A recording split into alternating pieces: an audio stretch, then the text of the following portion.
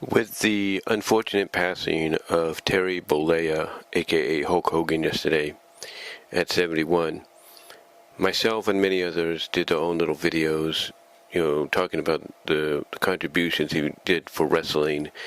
But some of us also kind of tried to look at it from both perspectives. Both perspectives of what he contributed as an on-screen character, as a wrestler, and everything, but also look at basically what kind of put him in a very controversial, not so endearing light in the eyes of a lot of folks. And, everybody has a right to, want to express how they feel. Most of it was positive, because of his contributions to the business. And how you feel about him as the person behind Hulk Hogan, that's up to you. But there was one question that I was thinking about throughout the day, even before I did the video. And that one question, and I'm sure a lot of people have asked this for years, is why did WWE, mostly Vince McMahon, try to always find the next Hulk Hogan? Now, the reason I bring this up is because of the fact that when Hogan stepped away in 1992, it was not just because he needed a break and because of the whole steroid situation and all that, that was getting the WWE, WWF in trouble.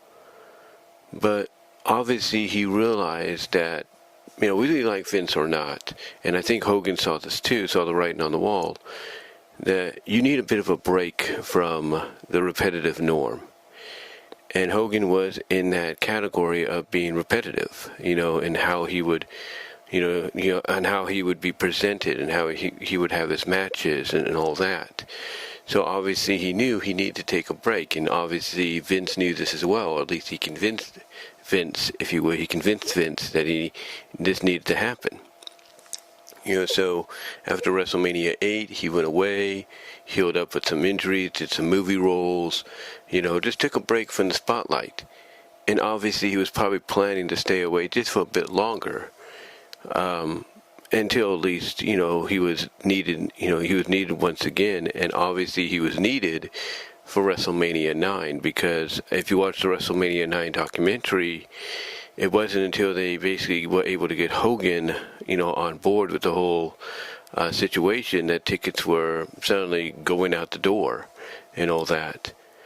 But again, even though we had Brett before this, and then Brett after, and then Brett, Yokozuna afterwards, and all that, or mostly Yokozuna and then Brett, the question obviously was, why was Vince always looking for the next Hulk Hogan? And this all really started, believe it or not, going back to this time frame when Hulk was brought back. And of course he made a deal that, hey, the only way he's going to come back is at least he gets one last run with the title. And he did. Unfortunately, Hulk, of course, did something that he shouldn't have done. Now, obviously, he got it okay, he got it okayed, I should say, to go and compete at the Doki, whatever it's called, the third Wrestle Doki down, not Doki, but basically kind of wrestle event, like a Wrestle Dominion event, if you will.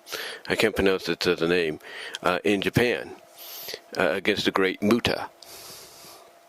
And it was after the match, he was in this press conference, and Hulk basically said that he looked at the WWF title as a toy belt compared to the IWGP title. And that didn't sit well, obviously, with Vince and all them, so he had to drop the belt in what would be his last pay-per-view appearance. But what happened afterwards, though, was kind of interesting, because you would think, with him saying that about the WWE Championship that he's held on multiple occasions, he would hold again in 2002. You'd think Vince would not want to go down that path again of the real American hero. I mean, he had success somewhat with Brett, with Brett being the champ and all that. So why not go, that route? Why not go down, that direction and everything? Well, he did later on, but with Yokozuna being the champion, if you will, and the way he won it, obviously the only way he saw, Yokozuna losing that title was to an American. But Hulk wasn't there anymore. Hulk had basically fulfilled his obligations as far as on-screen, pay-per-view and all that. And yes, he still had a couple of other matches to do overseas in London, which I think he did do.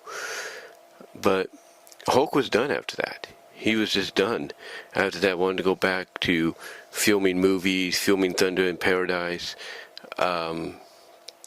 basically healing up his body, taking a break, kind of trimming down a little bit. Because if you notice when he came back in '93, initially he was trimmed down. Obviously as a result of, hey, I don't want to get the company in trouble anymore. I'll slim down, make it look like I've never took any of that stuff at all, or at least give that impression.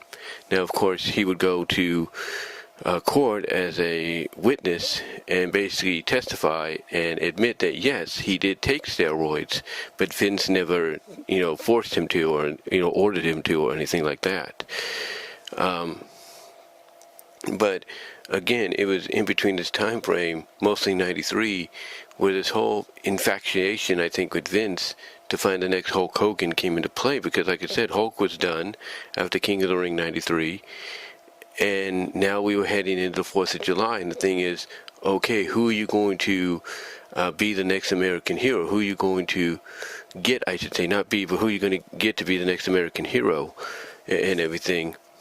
And a lot of names could be put out there. Not a lot of names could be put out there, but there was a lot of names potentially in the WWE and outside of it that could fulfill that role. But out of the blue, they ended up getting Lex Luger. And the way Lex Luger was presented, was he had given up being the Narcissus, or Narcissus, if you will, and he did the impossible on the U.S. Intrepid. On the USS Intrepid, he slammed Yokozuna. And this began the whole made in the USA, all-American Lex Luger thing, with the Lex Express, and going across the country, building up to SummerSlam. And you would look at that and you're thinking, why does this feel familiar? Why does this feel like we've been here before?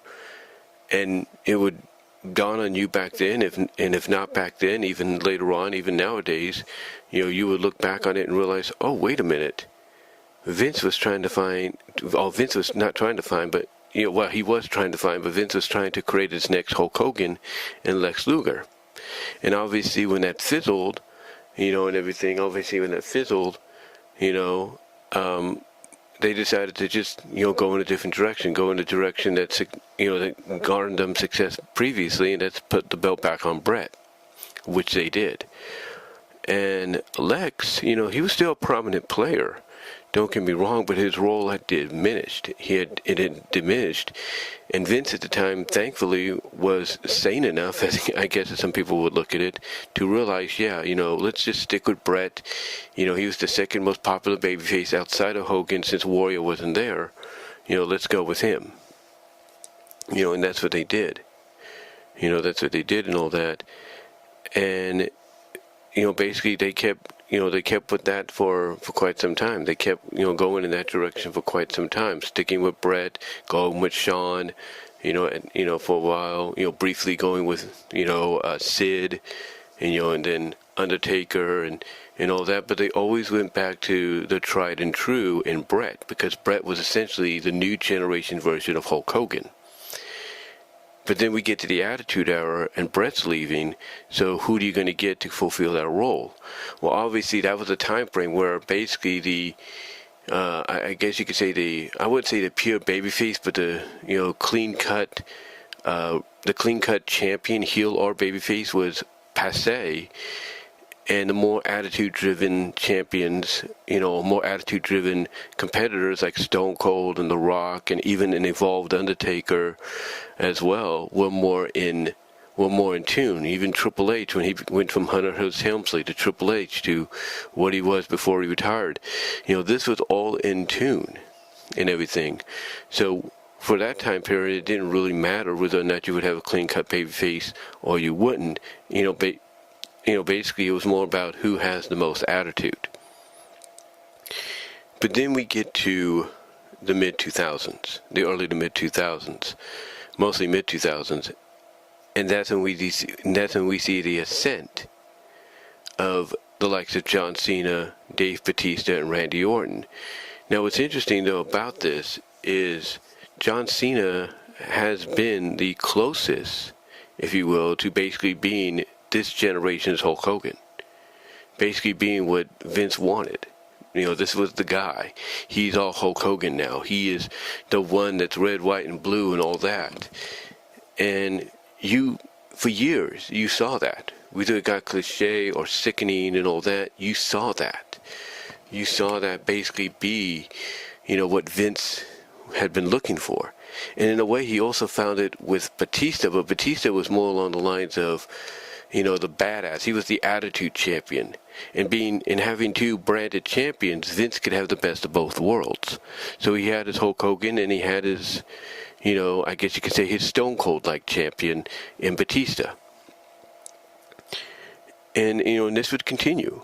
I mean, you had Randy Orton in there, back and forth as a babyface or a heel, but his dynamic with Cena, even recently, proves that, rivalry is very similar to the old school rivalries of like Hogan and Piper and Hogan and Orton never die out. They just need like a new fresh coat of paint or some new players to be inserted into the roles.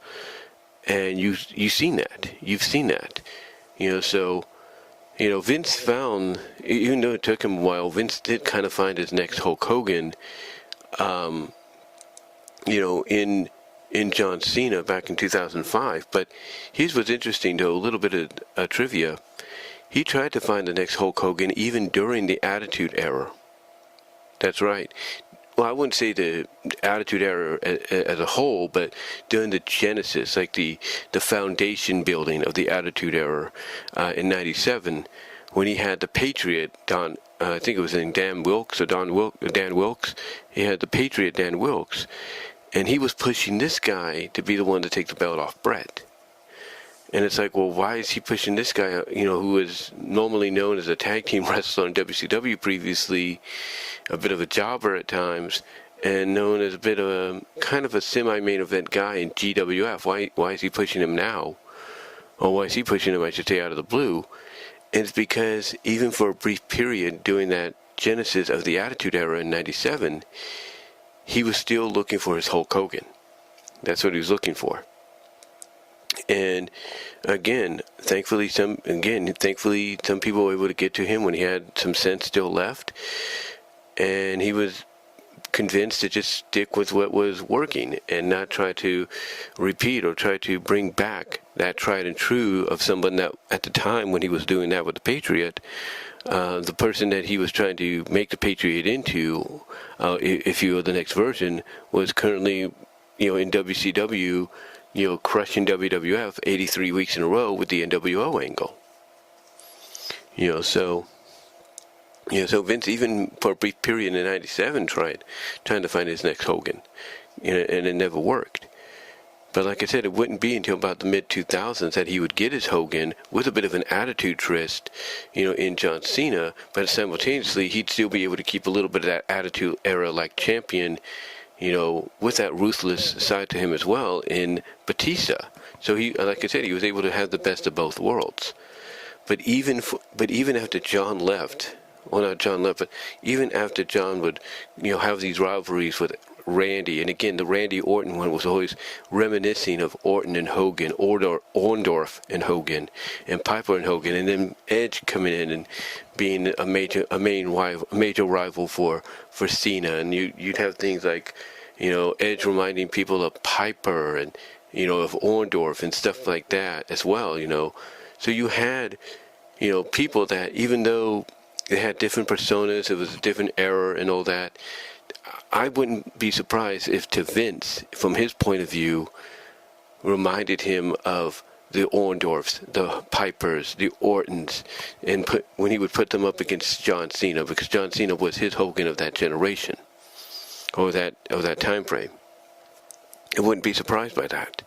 I wouldn't be. Even Jericho gets put into that category, if you will. Even Jericho gets put into that category. But yeah, it took him a while, to about 2005, 2006, to where he finally found his next Hulk Hogan. But even afterwards, after John had his run, and we started to go in a different direction, very similar to New Generation, I mean, obviously you could still tell he was trying to find his Hogan for that generation. And lo and behold, he found somebody in Roman Reigns. And, people didn't like him at first. I mean, people liked Roman at first because he started off as part of the Shield, but over time, when it became apparent that he was going to be the next big thing, people didn't like him because, basically at that time, they were on to what Vince was doing. Vince was trying to mold Roman into being a combination, a three-way hybrid of his cousin, of John Cena, and Hulk Hogan. That's what he was trying to do. And people weren't buying it. For a while. They just weren't. And, basically this past decade, the 2010s into the 2020s, that was looked at as the decade, basically, to where it was like the second coming of the next generation. Yeah, you can call it the reality era all you want, but it was looked at as the second coming of the new generation. Because you had these stars that were very similar to the new generation stars, not so gimmicky, but, in presentation, like in-ring style and all that, they were very similar. Very similar, believe it or not. Especially the top heel and babyface in in people like Seth Rollins and Dean Ambrose, John Moxley, if you will. They were looked at in a very similar light, like a Bret Hart and a Shawn Michaels. So, and even Finn Balor, he's still there. He was looked at in that perspective as well. He was looked at in that perspective as well, even still is.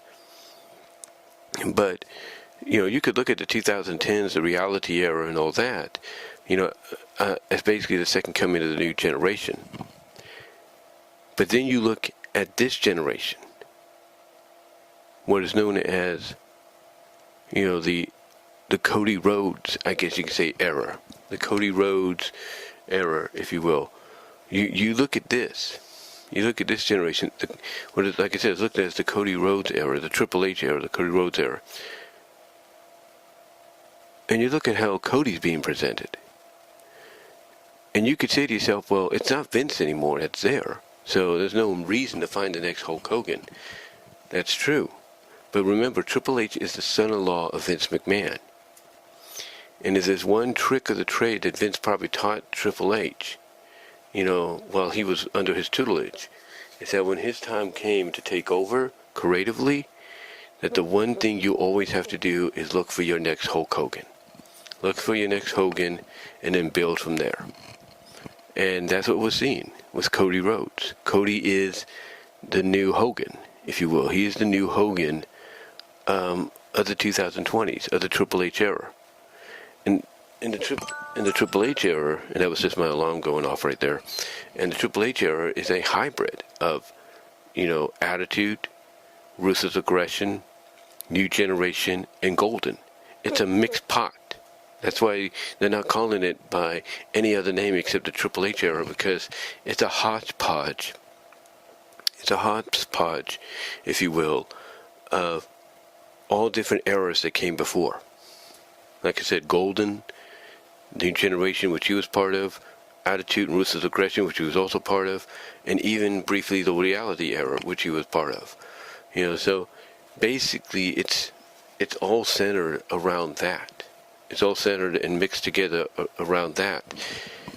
And in the middle, you have Cody Rhodes being propped as basically this era, this generation's Hulk Hogan. And it's not going to stop either. It's not going to stop with Cody either. Even when Cody steps away and Triple H decides to hang it up and pass on to whoever he chooses to be his successor creatively, someone he believes will understand the business enough to take the company to the next level, the thing is, it's not going to stop with, Triple H or Cody. because whoever takes over in the future, they're going to be told, or they're going to be asked to make a promise to do the same thing. Every generation going forward in the WWE is going to be whoever is running it, whether it's Triple H, whether it's Triple H or whoever his successor is, they're always going to be looking for that Hogan. Always going to be looking for the Hulk Hogan of that generation.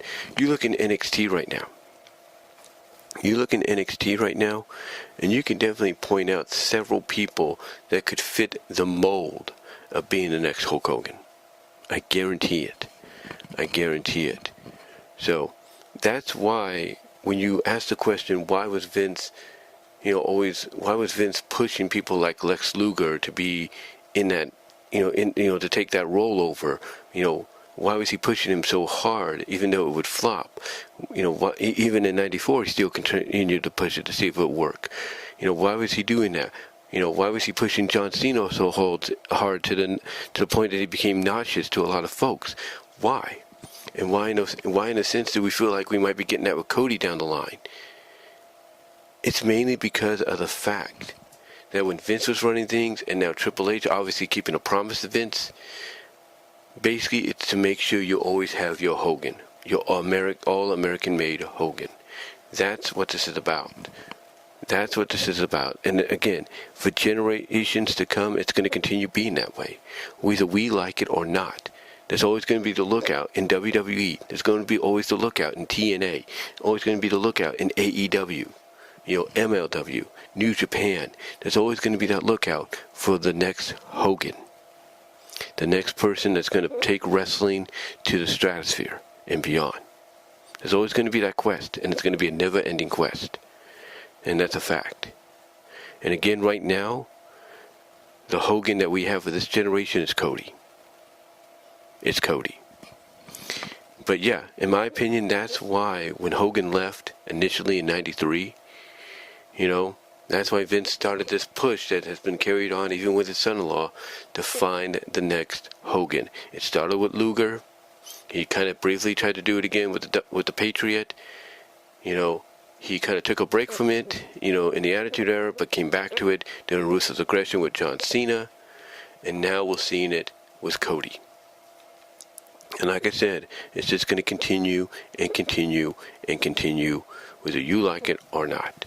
And if it's not WWE that finds the next Hogan, it's going to be either AEW, and that would probably surprise people, and that might even take them to the next stratosphere. It could be with TNA, to the point that TNA won't no longer need a partnership with WWE if that happens. MLW could come out of nowhere and do it. GCW, New Japan, All Japan, AAA, CMLL. Any one of those can come out of nowhere and do it. And it would not shock me that when that day happens, people are talking about that company, that promotion, over everyone else, including WWE. But the search is still going to continue. And the primary place that it takes place in right now is WWE, and the current face, or the current superstar and face of the company that's looked at as their new Hogan is Cody Rhodes. But it's always going to continue. Always going to continue. But let me know what your thoughts are, guys. Do you agree with what I've had to say here? Comment down below, like the video, ring the bell for notifications, subscribe to the channel, ring the bell for notifications, share the video. Also, click on the links in the description to find my content elsewhere outside of YouTube, as well as click on the link to the Teespring store for merchandise you can't get anywhere else. But guys, let me know what your thoughts are, and until then, I am out.